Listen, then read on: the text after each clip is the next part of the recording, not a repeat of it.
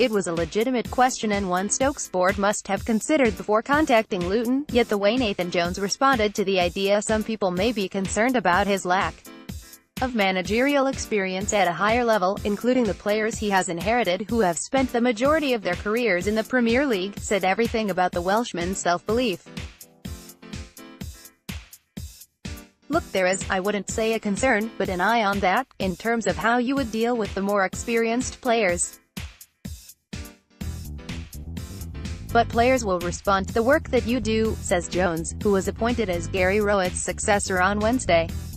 So I might have come from League One, I might now be a championship manager, but I believe my work is top-end. If it's top-end, then players will respond to it. That's the only way I would like to gain their respect. I will get to know them, I will manage them, because that's part and parcel of my job, and it's what I like doing. But the fundamental thing is when we go out on the training ground, they will see work that defies where I've come from. People will say, you haven't managed at the top level, but I believe if I was to put my work against top-level coaches, there would be no big gap. Aged 45, raised in a Welsh mining community, fluent in Spanish and a born-again Christian, Jones is a fascinating character. He spent the majority of his playing career in the lower leagues and, by his own admission, is a far better coach than he ever was a footballer.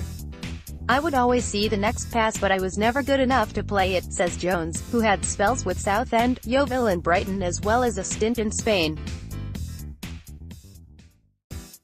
While Jones knew and accepted his limitations as a player, there is no ceiling on what he thinks he can achieve in the dugout.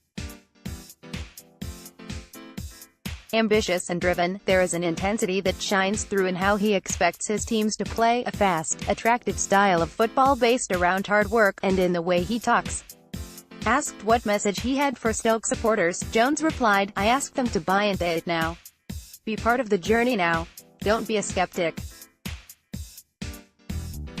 Get right behind us, because they are a great group of fans. I've played here, I've had some hidings here. I've listened to Delilah 4 times in a game. I can promise you that my staff will give them a team that they can be proud of. I guarantee it. Nathan Jones salutes the traveling Luton fans. When I think about it, it makes me emotional. Photograph, George Wood, Getty Images. Jones never disappointed anyone at Luton in that respect. A club that was languishing in the bottom half of League Two when he was appointed, are second in League One 3 years later. Where some fans do feel let down, however, is in the manager's decision to leave, especially at a time when the club is on course to win consecutive promotions. Jones admitted it was an extremely difficult decision. It's like a marriage, it's difficult when you break up, sometimes there can be bitterness. But I gave Luton everything. I gave them my life.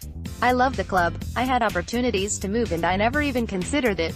I think I significantly improved the whole football club. I united a club. Now, I understand there is going to be a certain heartache. The amount of time I've cried from text messages that I've had from players, when I think about it, it makes me emotional, because I had a good time there. I was married to the club. I am ambitious, but I had no intention to leave and to leave them in the lurch in any way. And I think I've left them in a wonderful position.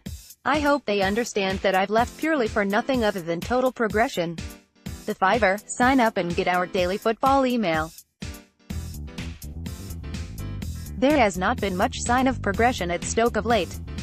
Relegated from the Premier League last season, Stoke invested heavily in the summer with a view to returning to the top flight at the first attempt, but find themselves in 14th place.